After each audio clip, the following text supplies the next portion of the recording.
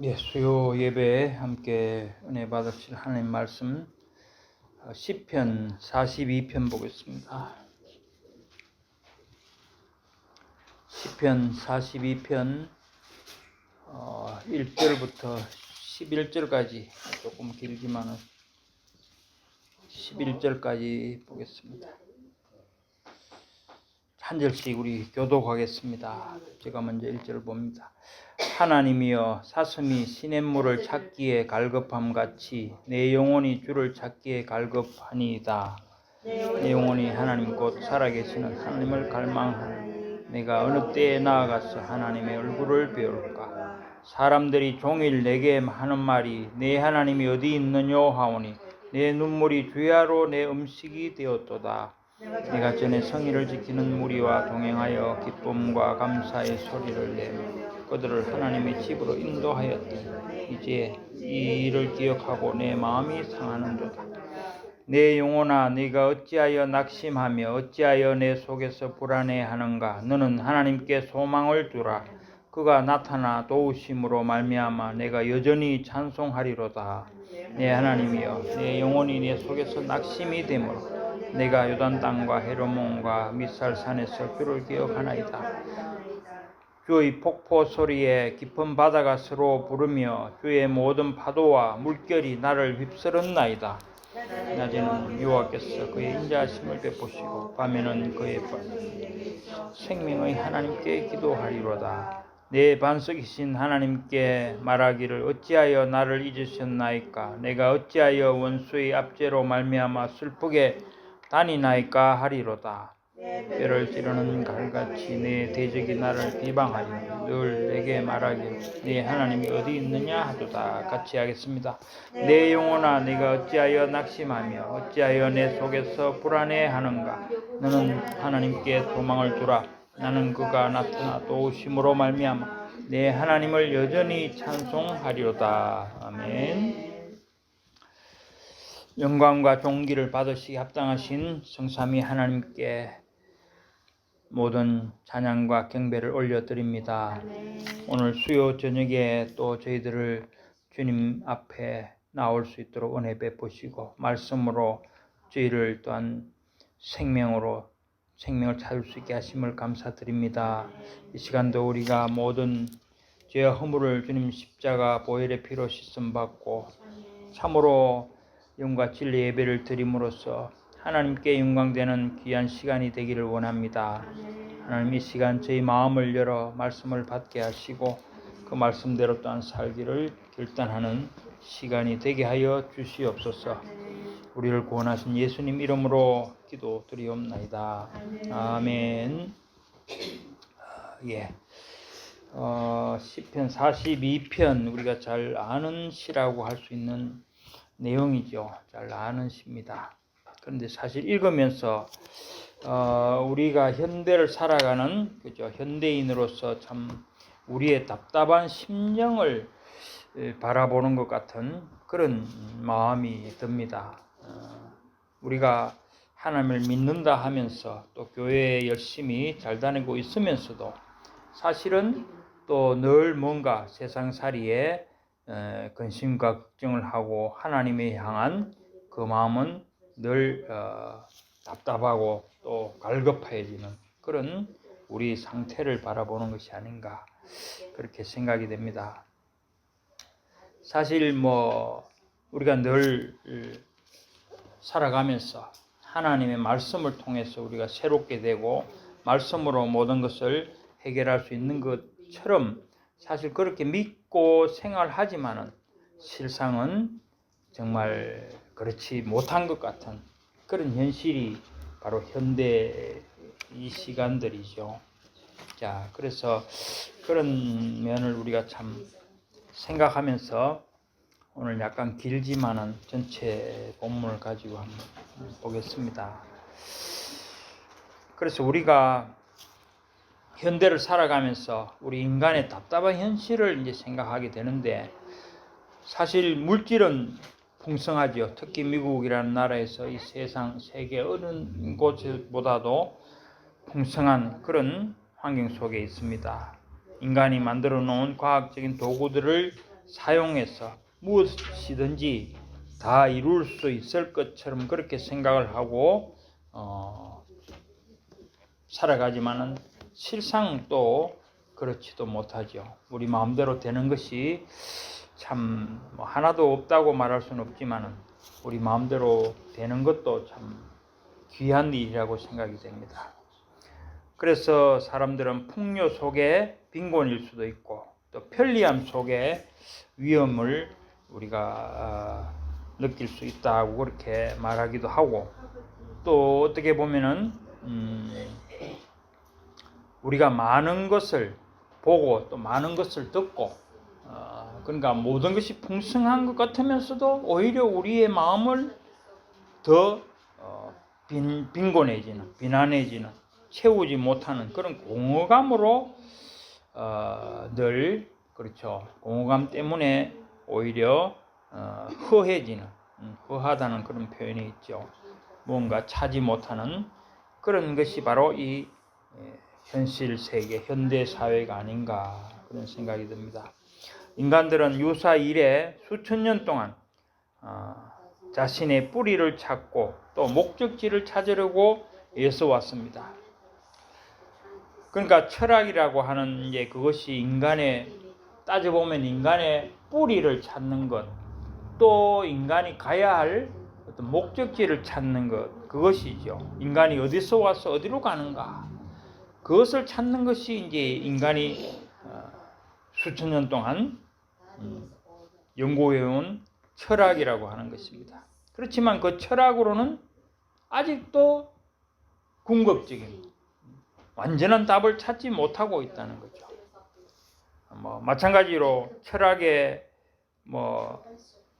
그런 것처럼 또 과학도 지금까지 오랜 세월 동안 과학이 발달해 왔지만은 또 어떤 면에서는 종교라고 하는 것까지도 그죠? 종교라고 하는 그러니까 철학이든지 과학이든지 종교든지 간에 인간이 생각할 수 있는 모든 방법으로 인간의 근본적인 어떤 출생과 또 근본적인 어떤 목적지로 가는 것을 찾지 못했다는 거죠. 그리고 이것을 이제 오늘날 우리가 포스트 모더니즘에서 말할 때 인생의 의미와 통일성을 상실한 시대라 이런 표현을 합니다. 그러니까 인간의 의미와 상실, 통일성, 결국 인간의 뭐냐? 인간이 어디서 나왔느냐? 인간이 어디로 가느냐? 그러면 이 세계 전체 인간이라는 것은 과연 통일성을 가질 수 있느냐? 이런 의미를 계속 생각한다는 거죠. 사실은 이것은 오늘날 말은 그렇게 하지만은 인간의 의미와 통일성은 상실되었다고 오히려 말을 하는 거죠. 왜 그렇습니까? 인간이 아무리 스스로 인간의 어떤 출생을 어디에서 왔느냐 하는 문제를 인간 스스로 아무리 찾으려고 해도 찾을 길이 없죠. 그죠?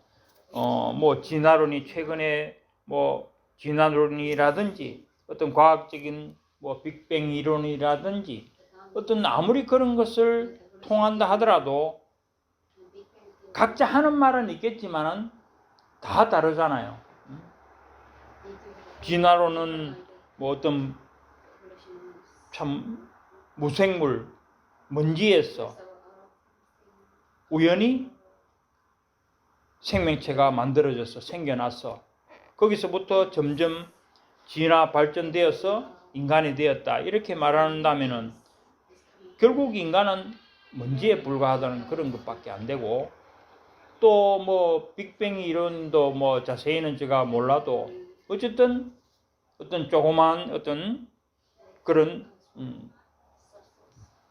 그것도 사실은 실체 어디서 왔는지를 사실 그건 증명이 안 되는 부분인데 어떤 조그만 그런 점과 같은 그런 상태에서 폭발이 일어나서 우주가 되었다. 그런 것도 있지만은 또 인간 개개인적으로 볼 때 우리나라에서도 흔히 그런 말을 하잖아요. 뭐 박 씨는 알에서 나오고 뭐 석 씨는 어디서 나오고 당구는 뭡니까? 곰이 마늘을 먹고 인간이 되었다. 각자 말하는 것이 다르다는 거죠. 그러니까 인간이 근본을 찾지 못하는 거예요. 그러니까 통일성이 없다는 거죠. 이 사람은 이렇게 말하고 저 사람은 저렇게 말하고, 이 나라는 시조가 어떻게 돼서 나왔고 저 나라는 그 원조 조상이 어떻게 해서 나왔고, 이게 통일성이 없다는 겁니다. 그러니까 인간의 의미도 일치하지 못하고 통일성이 없다는 것이고, 결국 그것은 무슨 말이냐, 인간의 근본적인 문제를 하나님을 제외하고 하나님을 알지 못하고 하나님을 거절하고 찾으려 하니까 결국 인간적인 방법으로 찾아야 되는데 그것으로는 해결되지 않는다는 결론을 낼 수밖에 없는 거죠. 그렇게 본다면은 결국 오늘 보는 이런 이제 이 본문에 나오는 것처럼 낙심이라든지 불안이라든지 이런 것이 일어난 근본적인 문제는 사실은 하나님과의 관계가 어떻게 됩니까? 단절되어 있는 그것이 문제라는 거죠. 물론 본시는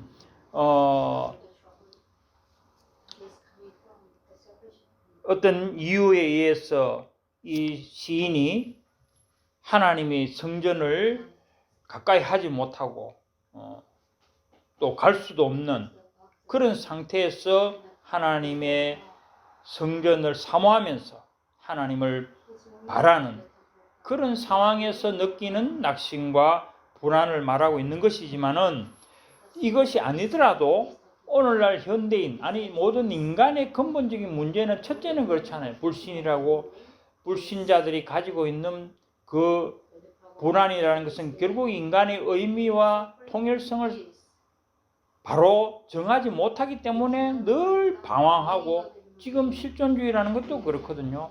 마찬가지잖아요. 자기의 정체성을 확립하지 못했다는 거예요. 그렇기 때문에 늘 불안하고, 그러니까 어디서 왔는지 자체도 해결이 되지 못했고, 가는 곳도 죽으면 어떻게 되지? 끝이야 하는 사람도 있고, 뭐 아니면은 뭐 잠자는 거야, 뭐 또 뭐 개가 될 수도 있어, 뭐 이렇게 여러 가지 생각들이 다 다른 거죠. 그러나 그것은 안정이나 통일을 말하는 건 아니거든요. 모든 사람이 각자가 참 좋은 대로 자기 마음대로 생각을 하지만은 그것은 다름 아니라 불안이라는 거죠. 믿을 수 없다는 거죠. 나는 그렇게 믿고 싶고 뭐 하고 싶지만은 또 다른 사람은 다른 말을 하기 때문에 확신을 가질 수 없다는 거죠. 그래서 우리는 웨스트민스터 소요리 문답 1번을 생각할 수밖에 없는 거죠. 우리는 믿기 때문에 그것을 또 잘 알고 있습니다. 인간의 제일 되는 목적이 무엇인가? 그것이 웨스트민스터 신앙고백 대소요리 문답 1번이죠. 1번입니다. 그리고 그 답은 하나님을 영화롭게 하고 영원히 그를 즐거워하는 것이다 라고 말을 했습니다. 그러니까 여기에 우리 인간의 의미와 통일성이 있다는 거죠. 그러니까 이미 이것은 우리는 하나님을 창조주로 모시는 피조물이다. 거기에서 우리 인간의 의미가 나온다는 거예요. 달리는 해결 방법이 없는 거죠. 그것이 우리가 정작 알아야 될 절대적인 진리인데도 불구하고 사람들은 그것을 믿기를 싫어하는 거죠. 안 믿는다는 겁니다. 그리고 통일성은 그렇기 때문에 모든 피조물로서 인간은 하나라는 거죠. 통일성이 거기서 나오는 겁니다. 인간은 하나님이 만드신 피조물로서 모든 인간은 하나다. 아담으로부터 그 후예들이다. 이렇게 말할 수 있는데 사람들은 그것을 받아들이기를 싫어한다는 거죠. 그리고 또 하나님을 즐거워하는 것이다. 인간의 목적이 그거라는 거죠. 하나님을 즐거워한다는 것은 즉 하나님을 영원히 누린다. enjoy 그죠? 하나님과 함께 산다는 거예요. 그것이 우리의 가장 해피, 최고의 선이고 행복인데, 인간이 그것이 목적인데 그걸 거부한다는 거죠. 그러니까 인간이 찾는 인간 스스로가 찾는 거는 뭡니까? 쾌락과 무슨 뭐 명예든지 돈이든지, 근데 이런 것으로 가기 때문에 그것은 통일성을 말하는 것은 아니거든요. 각자 좋은 대로 사는 걸 말한다는 거죠. 그것은 결코 일치된 그런 결과가 될 수도 없고, 결국 인간은 하나님을 떠나서는 어떤 경우에도 그 의미와 통일성을 찾을 수 없다. 그것이 답이라는 거죠. 그래서 인간은 창조주 하나님이 만든 피조물로서 그 삶을 통해 하나님을 영화롭게 하고, 즉 영광을 돌리고, 그 안에서 영원히 하나님을 누리며 사는 것이 의미이고 통일성이라는 겁니다. 인간의 뿌리는 하나님이고 그 목적지는 하나님이 계신 천국이라는 것이죠. 그런데 인간은 하나님을 떠나 다른 데서 그 뿌리를 찾고 하나님이 계시지 않는 곳에서 인간의 그 사악한 즐거움을 찾으려 하기 때문에 뿌리가 없어 방황하는, 그리고 목적지도 없는, 정체가 없는, 그리고 불안하며 의미 없는 그런 삶을 살아가는 한갓 초계, 그죠? 덤불, 풀과 같은 그런 신세가 되고 만다는 겁니다. 다시 말하면 인간이 철학자든 과학자든 각자가 자신의 방법대로 자신의 기원을 찾으려 하면서 결국 아까도 말했지만은 조상이 벌레든지 뭐 아메바든지 뭐 아니면은 한간 뭐 먼지로 되든지, 아니면 빅뱅처럼 벙벙 터져서 어디서 왔는지, 저거는 정체가 없는 거죠. 그 조상이 없는 거예요, 사실은. 아니면은 벌레니까 뭐 지렁이가 조상님 해야 되는 그런 처지가 되는지도 모른다는 거예요. 참 우스운 일 아닙니까? 인간이 스스로 인권을 찾으면서 하나님을 대적하는 그런 데는 용감하면서 스스로 돌아서서는 어떻게 됩니까? 지렁이에게 아니면은 뭐 바퀴벌레에게 뭐 조상님 해야 되는 그런 자신을 깨닫지 못한다는 거죠. 그렇기 때문에 삶의 의미가 있을 수 없다는 거죠. 우연이라는 겁니다. 우연은 필연이 아니고, 그죠? 우연이라는 것은 어쩌다 생겼기 때문에 그 삶에 의미가 없는 거예요. 나 우연히 나왔어. 의미 없이 나왔다는 거죠. 그러니까 허무라는 겁니다. 이 실존주의라는 것은 결국 실존의 끝에는 뭡니까? 허무, 무의미거든요. 허무라는 겁니다. 그래서 이 포스트 모던 시대에는 절대적인 진리가 부정되기 때문에, 즉 절대적인 진리의 가장 뭡니까? 원래 절대적인 진리라고 이 사람들이 말할 때는 바로 이 성경을 말하는 거죠. 하나님이 창조주이시다, 하나님이 만물을 창조하셨다 하는 이 절대적 진리를 믿기 싫어하기 때문에 모든 것을 상대화시켜버리고 모든 것이 진리다, 다 옳은 대로 사는 것이 진리다, 그렇게 말하는 거죠. 그래서 현대 시대는 참 하나님을 잃어버린 시대이고 인간 자신을 잃어버린 그런 시대라고 할 수밖에 없는 것입니다. 사실 이런 문제가 뭐 불신자들의 세계 속에만 있는 것이 아니고 교회 안에도 이런 현상이 들어와 있다는 거예요. 우리가 흔히 말하는 자유주의 신앙이라든지 이런 인본주의 신앙이라고 하는 것이 바로 그런 것이죠. 그런 것도 결국 무엇입니까? 하나님을 하나님답게, 하나님의 주권을 인정하고 하나님의 예정과 선택과 섭리, 통치 이런 것을 인정하지 아니하고 인간이 자유의지를 내세우면서 우리가 할 수 있다, 우리가 할 거예요, 이렇게 말한다는 거죠.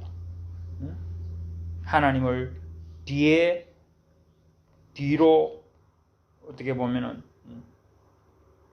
제껴놓는 거죠. 하나님을 뒤편으로, 뒷방 늙은이랍니까? 그렇게 만들어 놓고 스스로 하겠다. 구원도 내가 이루고.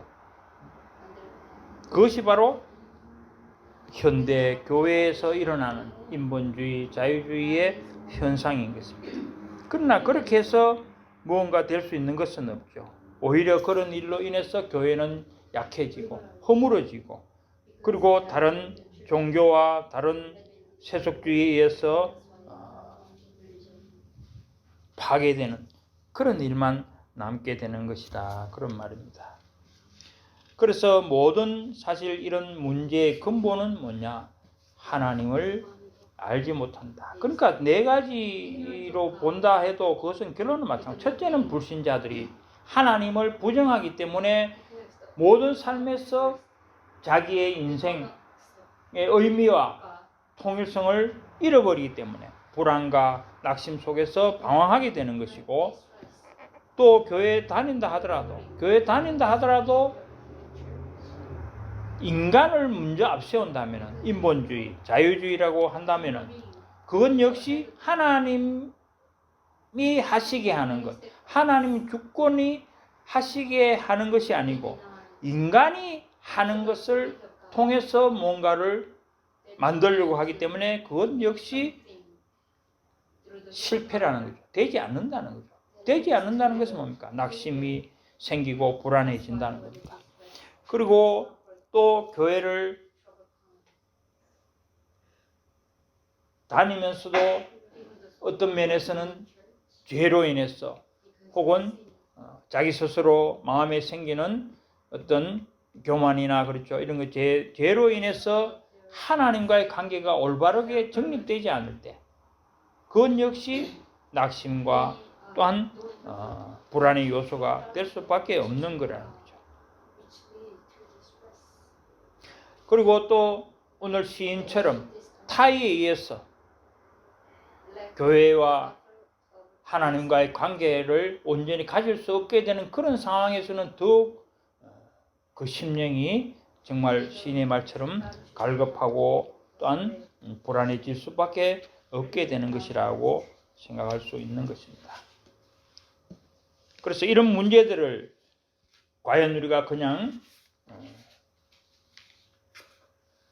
그렇게거니 하고 살아갈 수 있느냐? 그렇지는 않은 거죠. 하나님께서 아마 시편 42편을 주실 때에는 이런 불안과 낙심 속에서 우리가 어떻게 그것을 해결하며 살아갈 수 있겠는가 하는 것을 분명히 답을 주신 것이라고 저희는 믿어야 되는 것입니다. 그래서 오늘 말씀을 통해서 그것을 한번 찾아보기로 하겠습니다. 자, 먼저 우리 본문을 잠깐 보겠습니다. 42편, 이 시는 43편과 함께 한 시로 이렇게 보통 생각을 합니다. 그리고 여기서는 누가 지은 시냐? 보통은 이 다윗의 시라고 생각을 하죠. 근데 어떤 사람들은 여기 표제에 보면은 고라 자손의 마스기일 이래 되어 있기 때문에 이 고라 자손 중에 한 사람이 지은 것이다, 이렇게 말을 하기도 합니다. 그렇게 되면은 이것이 이제 바벨론 포로 시대에 지은 시라고 이렇게 이제 생각을 하게 되는데, 그러나 여기 고라 자손의 마스기일이라는 말은 고라 자손의 시가 아니고 고라 자손이 보관해온 어떤 노래 부르기 위한 그런 교훈적인 시다, 이런 의미거든요. 그러니까 고라 자손이 찬양대 일원으로서 이것을 아마 이 시를 가지고 있으면서 필요할 때 이제 찬양을 하든지 이렇게 한 것이라고 생각할 수 있고, 시를 지은 저자는 아닐 것이다, 내용상으로 우리가 또 그렇게 생각할 수 있습니다. 자, 1절에 보면 그렇습니다. 이 42편은 두 부분으로 나눌 수 있는데 1절과 5절까지, 그리고 6절부터 11절까지. 5절까지는 낙심한 시인의 어떤 상태, 그죠? 그리고 옛날에 좋았던 시절, 그 신앙을 온전히 지키며 하나님 찬양하던 그런 시절을 생각하는 것이고 6절부터는 이제 그런 지금 불안과 낙심 속에서 하나님을 향한 갈급한 심령을 회복되기를 소망하는 구원의 하나님을 바라는 이제 그런 것이라고 볼 수 있습니다. 그래서 그 심령이 어떠냐? 1절, 2절에는 그렇죠. 하나님이여 사슴이 시냇물을 찾기에 갈급함 같이 내 영혼이 주를 찾기에 갈급하니이다. 시냇물을 찾는 사슴, 참 갈급한 심령 우리는 느낄 수 있죠. 내 영혼이 2절 내 영혼이 하나님 곧 살아계신 하나님을 갈망하나니 그 사슴과 같이 내 영혼도 하나님을 살아계신 하나님을 갈망한다. 내가 어느 때에 나아가서 하나님의 얼굴을 배울까? 살아계시는 하나님, 자존하시고 영존하시는 하나님을 말하는 겁니다. 그 하나님을 내가 언제 갔어? 그러니까 이걸 볼 때 하나님과 가까이 할 수 없는 시인의 그 심정을 보는 거죠. 직접적으로는 그렇습니다. 그러나 간접적으로 우리가 이것을 적용할 때는 불신자들이 하나님을 알지 못하는 그 심령 속에 생기는 불안과 낙심이 결국 그것을 찾기 위해서는 하나님을 향하여 와야 되는데 그렇지 못한다는 걸 우리는 볼 수 있다는 거죠. 또 교회 안에서도 온전한 하나님과의 관계를 확립하지 못하는 사람들은 그런 불안, 낙심 속에 빠질 수밖에 없다. 자, 3절은 그렇습니다. 하나님이 종일 내게 하는 말이 내 하나님이 어디 있느뇨 하오니 내 눈물이 주야로 내 음식이 되었다. 그러니까 이런 상태에서 하나님과 떨어져서 온전한 신앙생활이 되지 않는 이런 상태에서 물론 본인은 그것이 아닌데 여기 이것은 이제 다윗의 시로 본다면은 압살롬의 반역, 그죠? 아들이 왕위를 찬탈할 때 다윗이 정말 신발도 못 신고 달아났던 이제 그때를 말할 수 있는데 그 심령이 어떻겠습니까?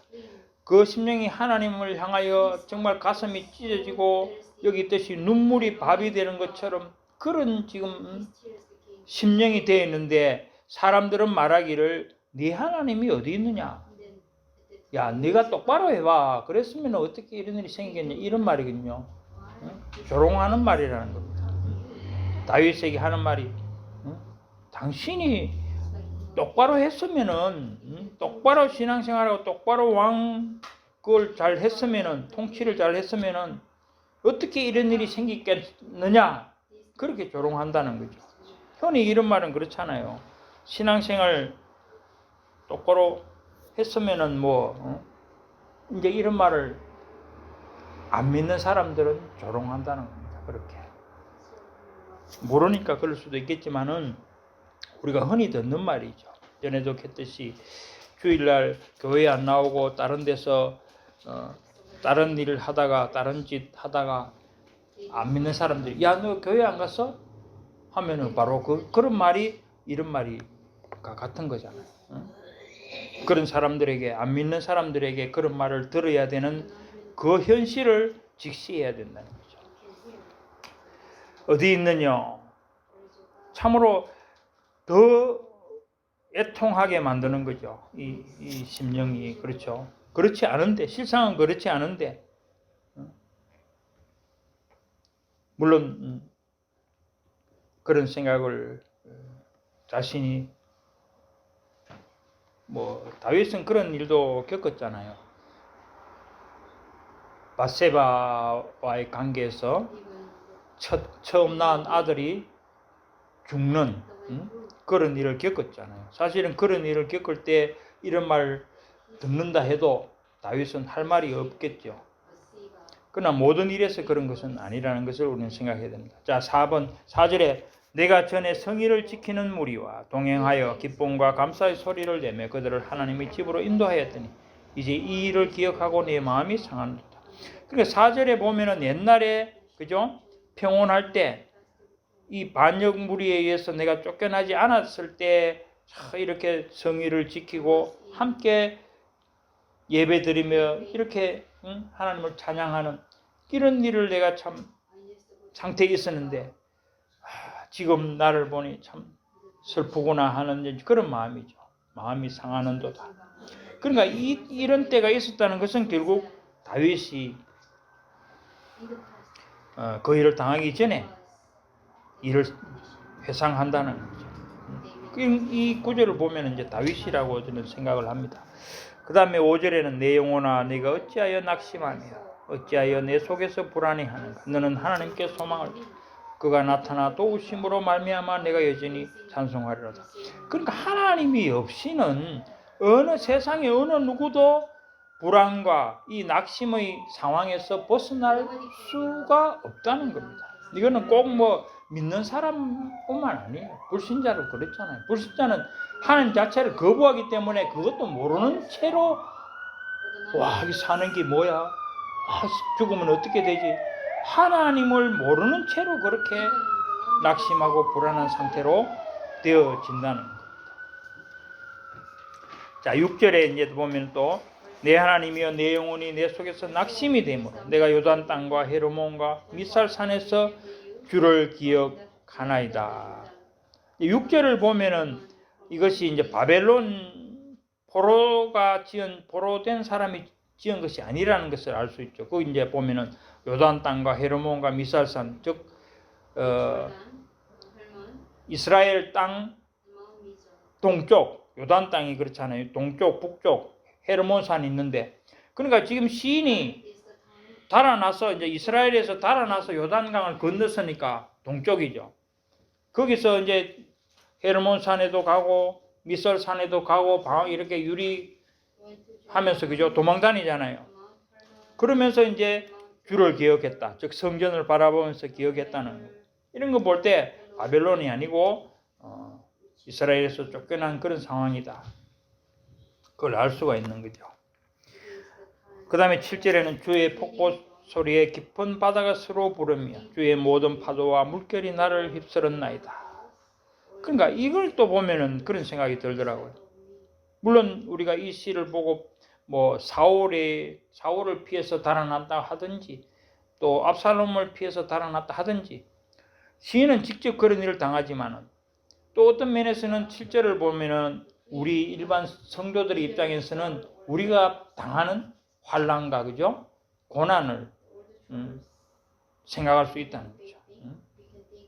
깊은 바다가 혹은 파도가 물결이 나를 휩쓴다. 내가 알지도 못하는 그런 일들이 벌어짐으로 인해서 내가 불안과 낙심 속에 빠지고 하나님을 향한 그런 심령이 갈급한 심령이 될 수도 있다는 것을 말해주기도 합니다. 자, 8절에는 낮에는 여호와께서 그의 인자하심을 베푸시고 낮에는 밝은 날에는, 그러니까 밝은 날이라는 것은 좋을 때, 환난의 때가 아닌 그때는 하나님이 인자하심을 내게 그렇게 베풀어 주셨고 그로 인해서 밤에는 지금 환난의 때는 내가 하나님을 찬양한다. 그런 말. 그리고 기도한다. 그런 말입니다. 그러니까 이 찬송과 기도라는 것은 환난의 때에도 할 수밖에 없는 것이 왜 그렇습니까? 좋을 때 하나님이 내게 인자를 베푸실 때를 생각하면서 지금은 어렵지만은 하나님께서 다시 회복시켜서 그런 인자가 다시 내게 주어지길, 그런 은혜가 다시 내게 주어지기를 찬송하고 기도한다는 그런 말이겠죠. 그것은 우리에게 있는 반드시 있는 소망입니다. 자, 9절에는 또 보면 내 반석이신 하나님께 말하기를 어찌하여 나를 잊으셨나이까? 내가 어찌하여 원수의 압제로 말미암아 슬프게 다니나이까 하리로다. 어떻게 보면은 참 답답한 심령으로 하나님을 원망하는 듯한 투로 기도를 하는 것이지만은 현실에 나를 돌아보시기를 바라는 거죠. 하나님께서 나를 돌아보아 주십시오. 내가 지금 이런 형편입니다 하는 슬픔을 토로하는 거죠. 하나님 앞에 기도하는 거죠. 그 다음에 10절에 내 뼈를 찌르는 칼같이 내 대적이 나를 비방하여 늘 내게 말하기를 내 하나님이 어디 있느냐. 그렇죠. 이것은 뭐 앞에 3절에서 본 것처럼 원수들이 나를 향하여 하는 말이 비수처럼 칼같이 꼽혀 찌르는 그런 말이라는 거죠. 그 사람들은 그렇게 말, 내 하나님 어디 있느냐? 야, 너가 잘해서 봐라. 그런 일이 생겼겠느냐? 하는 식으로 말한다는 거죠. 자, 마지막 절은 뭐 우리가 5절에서 본 것처럼 내 영혼아 네가 어찌하여 낙심하니 어찌하여 내 속에서 불안해하는가 너는 하나님께 소망을 두라 나는 그가 나타나심으로 말미암아 네 하나님을 여전히 찬송하리로다. 그러니까 사실 이 시 전체를 보면은 그렇지만 우리는 믿는 성도니까 또 시인과 동일한 어떤 마음을 가질 그런 또 생각을 할 수 있겠죠. 그러나 조금 더 우리가 본다면은 이스라엘은 그렇잖아요. 성전 중심이잖아요. 성전 중심. 성전을 중심으로 성전에서 모든 일이 이루어지고 성전에서 모든 것을 공급받는 그런 상황이기 때문에 지금 우리가 말하는 교회하고는 약간 다르잖아요. 거기서 죄를 사함받는 모든 일들이나 이런 제사를 통해서 나타나는 모든 것들이 삶과 직결되어 있는 그런 부분이죠. 그러니까 성전을 통하지 않고는 삶이 되지 않는 거죠. 성전에 1년에 최소한 3번은 가야 되는데 그것이 이루어지지 않으면은 이스라엘 백성이 될 자격을 잃어버리니까. 그러니까 우리하고는 조금 다르지만 그런 상황에서 성전에 쫓겨났다는 것은 바로 뭡니까? 삶 자체가 신앙생활 자체가 온전하게 유지되지 못하기 때문에 그 심령이라는 것은 정말 우리가 생각하는 것 이상으로 그렇다는 거죠. 뭐 어떻게 보면은 지금 현실 세계에서 본다면 뭐 북한의 어떤 성도들이랄까 우리가 그 심정을 알겠습니까만 마음대로 찬양할 수 없고 예배 드릴 수 없는 그런 지하의 성도들, 북한의 성도들이나 뭐 중국은 이제는 뭐 자기들끼리는 예배 드릴 수 있으니까 그런 또 그거 있지만은 공산 지하에 있던 그런 성도들이나 또 혹은 옛날에 로마 압정에서 박해 시대에 지금도 터키 같은 데 가면은 그 지하 그죠? 지하 동굴 교회 이런 데 있던 그런 심정들이 아마 그러하지 않았을까 그런 생각을 해볼 수 있는 겁니다. 그렇지만 이것이 이제 직접적으로는 시인이 그렇게 말을 하고 또 우리도 그런 심정을 가질 수 있지만은 아까도 말했듯이 불신자들이 하나님을 알지 하나님께로 돌아와야 되는 그것을 알지 못하는 상태에서 그 원인을 그런가 낙심하고 불안하고 좌절하는 이런 원인을 알지 못하는 그런 것을 우리는 늘 생각을 해야 됩니다. 또 같은 성도 입장에서도 그런 낙심과 불안에 빠지는 성도들이 없는지 우리는 늘 생각하고 또 자신을 그렇게 돌아보아야 되는 거죠. 그렇게 함으로써 하나님과의 관계를 이제 바르게 해야 되는데 그것이 곧 뭐냐? 여기 이제 오늘 이제 본문에 나오는 것은 첫째가 아니고 전체죠. 모든 것이 뭐냐? 하나님을 바라는 것. 하나님께 소망을 두라. 이게 전에 성경에는 하나님을 바라라 이렇게 나오지 않습니까? 하나님께 소망을 두라. 소망을 둔다. 물론 하나님을 바란다. 하나님을 바라본다라고 또 하는 분도 있는데 바라본다는 좀 약간 감이 덜한 것 같고 어쨌든 우리는 하나님과의 관계에서 하나님을 온전히 믿는 하나님을 소망하고 하나님을 바라는 그 관계가 확립이 돼야 된다는 거죠. 그것이 5절이고 11절이고 바로 그것입니다. 하나님이 우리의 전부라는 거죠. 낙심의 탈출구는 바로 하나님이십니다. 인간에게 닥치는 절망의 극한 상황을 제대로 깨닫는 사람이 있다면 그는 분명 중생받은 신자일 것입니다. 그러니까 인간이 당하는 이런 낙심이나 불안에 왜 그런지 그 원인을 제대로 안다면 아는 사람이라면 그것은 신자일 수밖에 없다는 거예요. 신자가 하나님을 떠난 마음에 그렇게 된다는 것을 알 수 있다는 거죠. 다른 철학자든지 그러니까 불신자들에게는 그것을 알 수 있는 방법이 없죠. 불신자에게는 죽음에 이르는 병이 죄라는 것을 알지 못한다는 것입니다. 그들은 의미 없이 우연히 생겨난 인간이 죽는 것도 의미 없이 우연히 그냥 죽을 뿐이라고 생각한다는 거죠. 그것은 참 생명을 모르기 때문에 그렇습니다. 나면서 소경된 사람에게는 빛과 흑암이 실감이 되지 않습니다. 그러니까 날 때부터 이 빛을 보지 못한 채 소경이 된 사람은 그냥 그 속에서 사는 거니까 빛이 뭔지 자체를 모르겠지만은, 그러나 눈을 떠 있는 상태로 살다가 소경이 된 사람은 그 빛의 그리움을 절감하게 됩니다.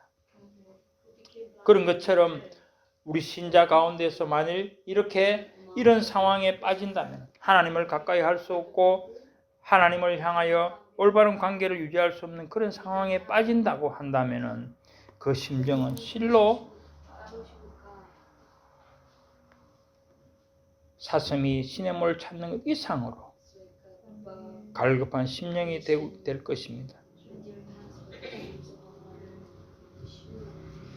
그 절망의 정도는 사슴이 시냇물을 찾아 숨을 헐떡이는 것 이상으로, 그리고 눈물이 주야로 음식이 되는 것 이상으로 고통 가운데, 불안하고 낙심한 가운데 살아갈 수밖에 없을 것입니다. 우리 성도된 자들은 하나님을 떠나 산다는 것, 하나님과의 관계가 단절된 상황에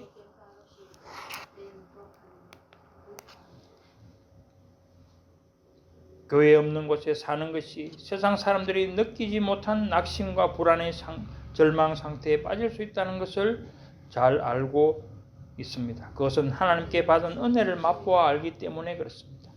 그 은혜가 없이는 한순간이라도 살 수 없는 것이 바로 성도인 줄을 믿습니다. 그래서 이런 하나님을 우리가 바라면서 우리가 구체적으로 또 어떤 방법으로 나아가야 되겠냐. 첫째는 여기서 말하는 것은 기도라고 했습니다. 기도. 42장 8절에 보면 낮에는 여호와께서 그 인자하심을 베푸시고 밤에는 그의 찬송이 내게서 생명의 하나님께 기도하리로다. 이것이 절망에서 탈출하는 소망의 통로인 것입니다. 죽음의 사자 앞에서 절망하던 야곱은 생명의 하나님께 기도함으로 이스라엘이 되어 나왔습니다. 모세가 이 절망의 시점에 서 있을 때 홍해가 갈라지는 역사가 있었습니다. 이런 것은 성경에 무수하게 많습니다. 그 다음에 우리가 기도 외에 또 어떤 것이 있습니까? 두 번째는 찬송입니다. 8절에도 나오지만은 또 5절에 보면 또 나오고 있습니다. 찬송하리로다. 찬송하리로다. 5절, 8절, 또 11절 찬송이 있습니다.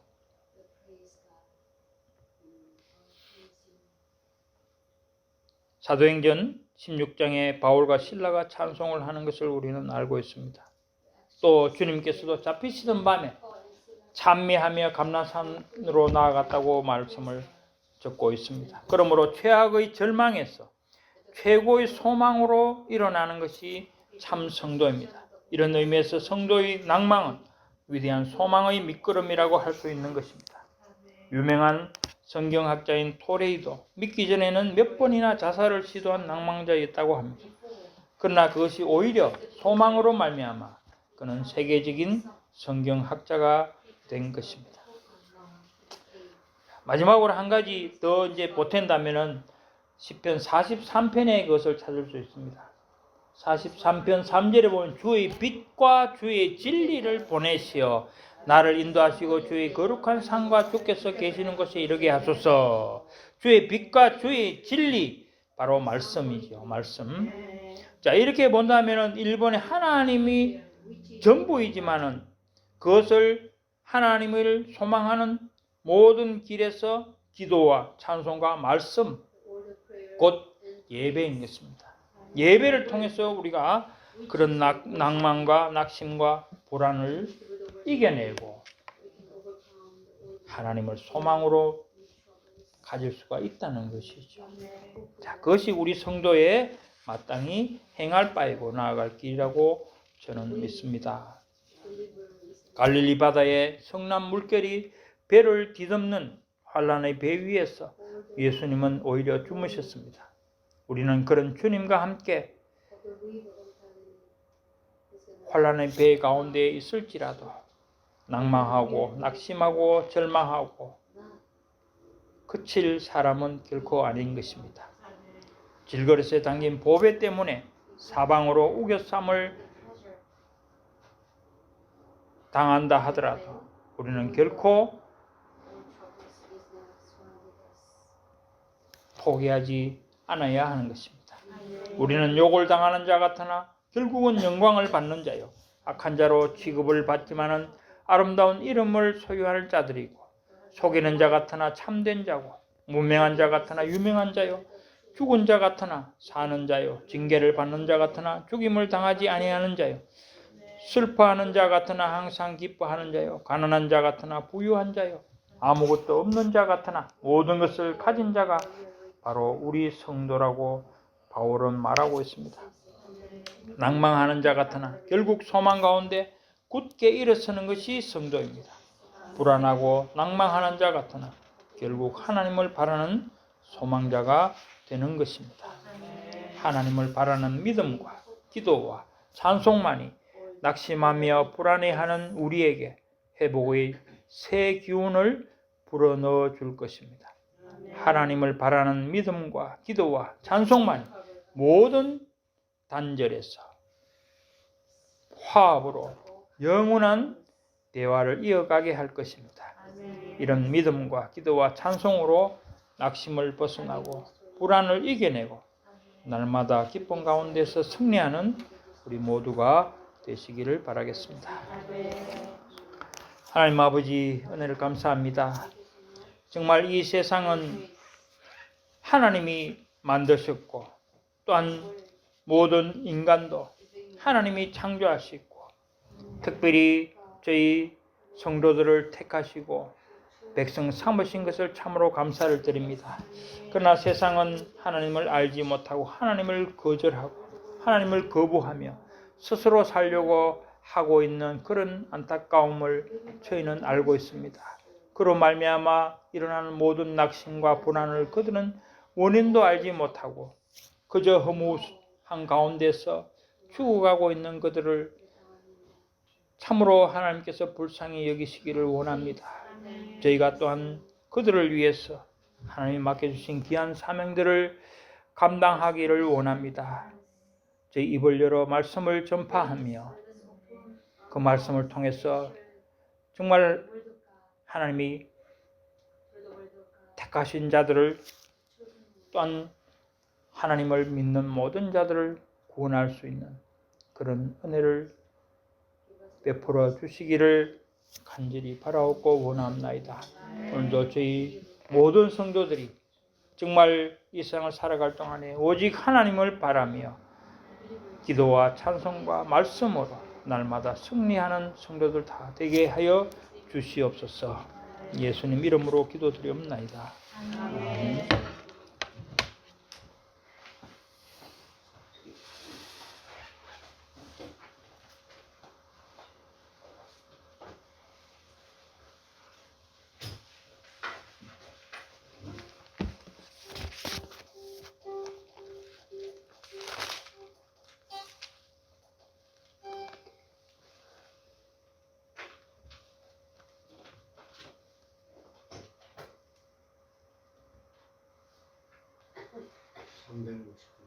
네, 369장이요? 369장 369.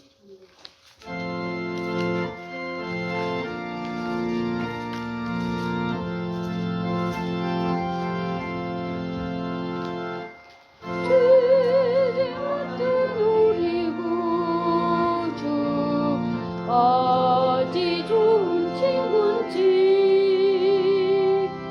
걱정 근심 무거운 짐 우리 주께 맡기세.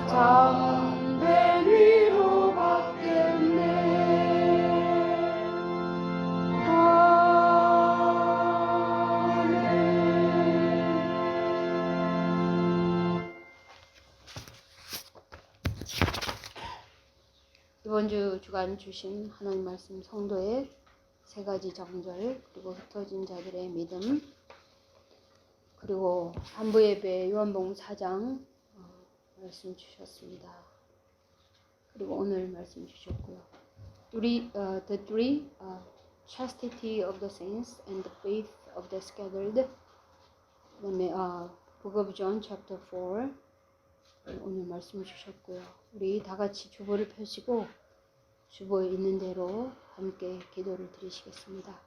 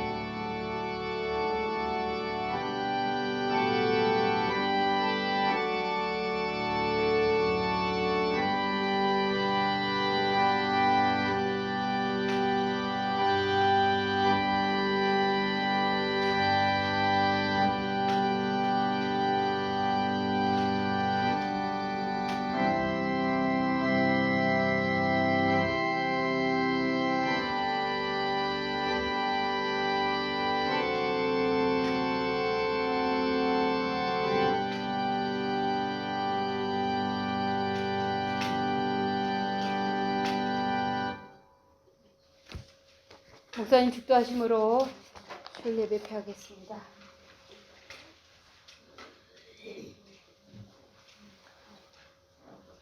지금은 우리 주 예수 그리스도의 은혜와 하나님 아버지의 극진하신 사랑과 성령님의 내주 교통 충만 위로하심이 하나님을 바라며 말씀과 기도와 찬송으로 온전한 예배를 통해 날마다 승리하는